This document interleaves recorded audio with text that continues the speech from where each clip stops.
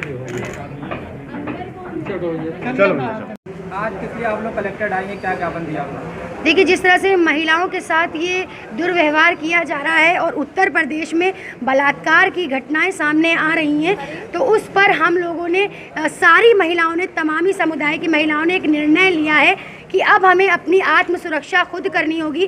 तो हम लोग यहाँ पर आए थे ज्ञापन देने की महिलाओं को निःशुल्क लाइसेंस, हथियार रखने की इजाज़त दी जाए, निःशुल्क लाइसेंस उनके लिए उपलब्ध कराए जाए और भी तमाम चीज़ें महिलाओं को मतलब सेफ्टी के लिए उपलब्ध कराई जाएँ। जिस तरह से आप देख रहे महिला सुरक्षा के नाम पर उत्तर प्रदेश में इस वक्त कुछ भी नहीं है। जिस तरह से हाथरस में मामला हुआ, बलरामपुर में हुआ, मऊ में हुआ, एक के बाद एक घटना सामने आ रही है।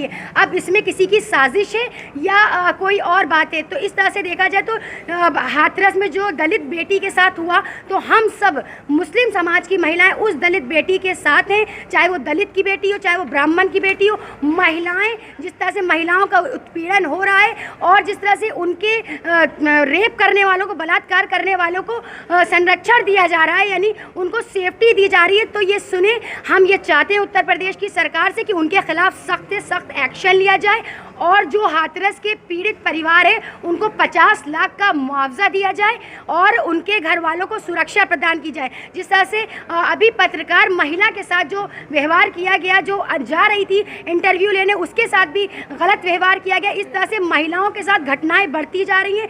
आप जिस तरह से कहते थे कि तीन तलाक को लेके आप कहते थे हम लोगों को कि हम आपकी माँ, बहनें, बेटियां हैं, क्या वो दलित महिला आपकी बेटी नहीं है? क्या वो माँ, बहनें किसी की नहीं है? तो इस तरह से हर महिला पर ये सवाल उठाते हैं हम लोग कि हर महिला के लिए ये सवाल उठाते हैं कि उनको सुरक्षा प्रदान की जाए। और जिस तरह से आप देख रहे हैं हिटलर के टाइम में जिस तरह से वहाँ पर उत्पीड़न होते थे, महिलाओं का बलात्कार होता था, तो एक समाज आता था उनके लिए खड़ा होने। इसी तरह से आज जो लड़कों ने, जो पुरुषों ने बलात्कार किया, उसके हित में खड़े होने कुछ लोग आए हैं, तो मैं उनका विरोध करती हूँ खुला हुआ, और उनको फांसी की सज़ा सुनाई जाए। उनके पोस्टर, जैसे कि योगी आदित्यनाथ ने कहा था कि पोस्टर लगाए जाएंगे, लेकिन अब तक के कोई पोस्टर नहीं लगाए गए और ना उनके नाम मुकदमा कार्रवाई की गई है अभी तक के, और उसको हाई कोर्ट में उसके खिलाफ कार्रवाई की जाए। और हम सब महिलाएं, सारी महिलाएं, चाहे वो दलित हो, मुस्लिम समाज से हो, ब्राह्मण समाज से हो,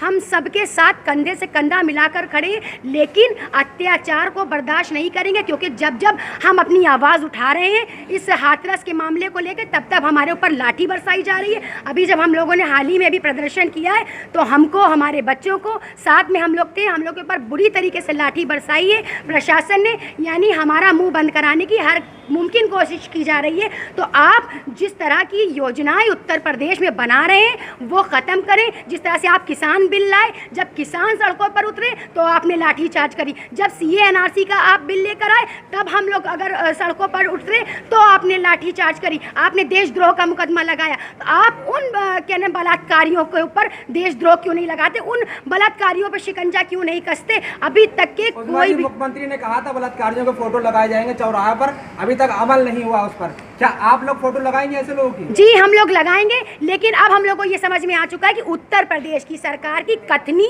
और करनी में बड़ा फर्क है, क्योंकि जो ये कहते हैं वो ये करते नहीं हैं। और जब हम सब महिलाएं आवाज़ उठा रहे हैं उस जुल्म के खिलाफ, तो हमारे ऊपर डंडे और लाठियां बरसाई जा रही हैं। ये है उत्तर प्रदेश की सरकार, क्योंकि उत्तर प्रदेश वो जंगल राज में तब्दील हो चुका है। और अब हम सभी समाज के लोगों को, सिर्फ एक समुदाय के लोगों को नहीं, बल्कि सभी समाज के लोगों को इसके खिलाफ आवाज़ उठानी होगी। महिला सुरक्षा इनको देनी होगी। और महिलाओं के साथ जो उत्पीड़न हो रहा है, घरेलू हिंसा की जा रही है, जो घरेलू महिलाएं हैं उनके साथ उत्पीड़न हो रहा है, उन सब चीज़ों को लेके उत्तर प्रदेश सरकार को बहुत गंभीर रूप से फैसले लेने होंगे, निर्णय लेने होंगे। हम सबका यही उत्तर प्रदेश की सरकार से मांग है, और अगर वो हमारी मांगें पूरी नहीं करती है तो हम सड़कों पर उतरेंगे, फिर से आंदोलन करेंगे, भले ही वो हमारे ऊपर लाठी डंडे चलाएं। क्योंकि जिस तरह से प्रशासन ने लाठियां फैलाई हैं तो किसी के हाथ को नहीं बख्शा, किसी के मुंह को नहीं बख्शा, किसी के पैर को नहीं बख्शा, क्योंकि इस वक्त जो प्रशासन है वो बिल्कुल